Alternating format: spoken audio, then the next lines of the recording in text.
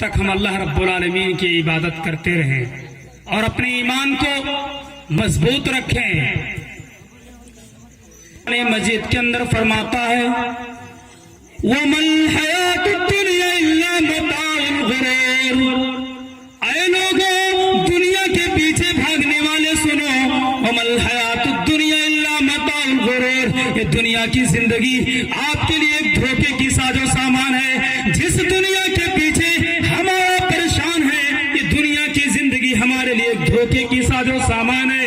اس کے آگے کہا گیا، اس کے اوپر والی آیت میں کہا گیا فَمَنْ زُحْزِحَ عَنِ النَّارِ وَأُدْخِلَ الْجَنَّةَ فَقَدْ فَازَ وَمَا الْحَيَاةُ الدُّنْيَا إِلَّا مَتَاعُ الْغُرُورِ۔ جس شخص کو جہنم سے بچا لیا گیا، جنت میں داخل کر دیا گیا، جنت کی داخلہ مل گئی، فقد فاز، وہ شخص کامیاب ہو گیا، وہ شخص کامیاب ہو جائے گا۔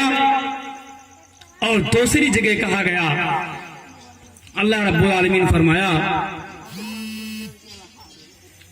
کنتم خیر امہ، تم ایک بہترین امت ہو۔ اے لوگوں سن لو جو یہاں موجود ہو، اے عورتیں آپ لوگ بھی سنو، کنتم خیر امہ، تم ایک بہترین امت ہو، تم سب سے افضل امت ہو۔ اللہ نے کنتم خیر امہ کا خطاب دے دیا کہ تم ایک بہترین امت ہو جو لوگوں کے لیے نکالے گئے ہو، اچھائی کے کاموں کا حکم دیتے ہو اور برائی سے روکتے ہو۔ تو ہمیں اچھائی کے کاموں کا حکم دینا چاہیے اور برائی سے روکنا چاہیے۔ لیکن بتا دو آپ لوگوں کی آج ایسا کوئی شخص موجود ہے کہ کسی کو بھلائی کی طرف بلائے اور برائی سے روکے؟ نہیں، ایسا بہت ہی کم لوگ ہوں گے، بلکہ کیا کرتے ہیں کہ اس برائی میں خود شریک ہو جاتے ہیں۔ جبکہ کہا گیا کنتم خیر امہ، اے لوگوں سن لو تم ایک بہترین امت ہو جو لوگوں کے لیے نکالے گئے ہو، اچھائی کے کاموں کا حکم دو، برائی سے روکو۔ ہمیں سب سے افضل، سب سے بہترین امت کہا گیا ہے، سب سے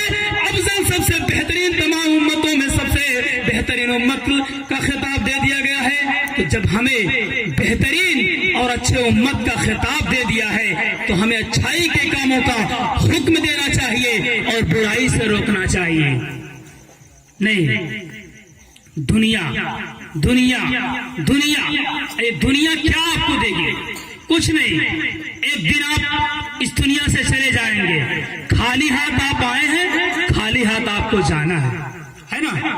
اور جو لوگ دنیا میں مالو اولاد کے لیے پریشان ہیں کہ ہمارا مال، ہمارے اولاد، ہمارے بزنس، ہمارے دھندے، ہمارے فلاں کام، ہمارے فلاں کام ہمارے کام آئیں گے، تو سن لو کیا کہا گیا قرآن مجید کے اندر۔ اللہ نے فرمایا یا ایھا الذین آمنوا لا تلہکم اموالکم ولا اولادکم، اے ایمان والو سنو کہیں تمہیں تمہاری مال، تمہاری اولاد اللہ رب العالمین کی بھکتی سے غافل نہ کر دے، اللہ رب العالمین کی عبادت سے غافل نہ کر دے۔ جس مال و اولاد کے لیے آپ پریشان ہو، یا ایھا الذین آمنوا لا تلہکم اموالکم ولا اولادکم عن ذکر اللہ، کہیں تمہیں اللہ رب العالمین کی عبادت سے، کہیں اللہ رب العالمین کے بھکتی سے آپ کو غافل نہ کر دے۔ جس مال و اولاد کے لیے آپ پریشان ہو، جس مال و اولاد کے لیے آپ پریشان ہو، جس مال و اولاد کے لیے آپ کٹھنائی کا سامنا کرتے ہو، کہیں یہ مال و اولاد تمہیں اللہ رب العالمین کی عبادت سے غافل نہ کر دیں، بلکہ ہمیں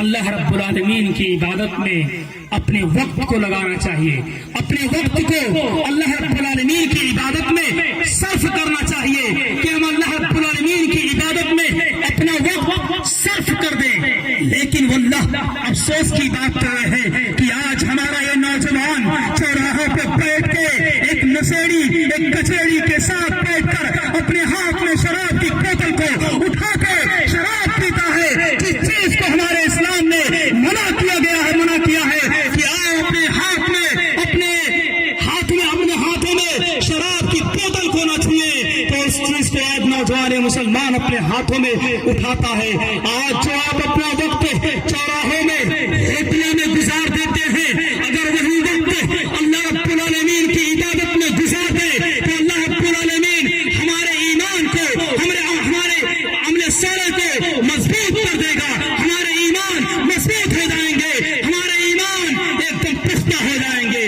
لیکن نہیں، نصیحت پہ نصیحت ہو رہے ہیں، بتایا جاتا ہے کہ فلاں چیز کرو، فلاں چیز سے رکو۔ نہیں، یہ مولوی صاحب جھوٹ بول رہے ہیں۔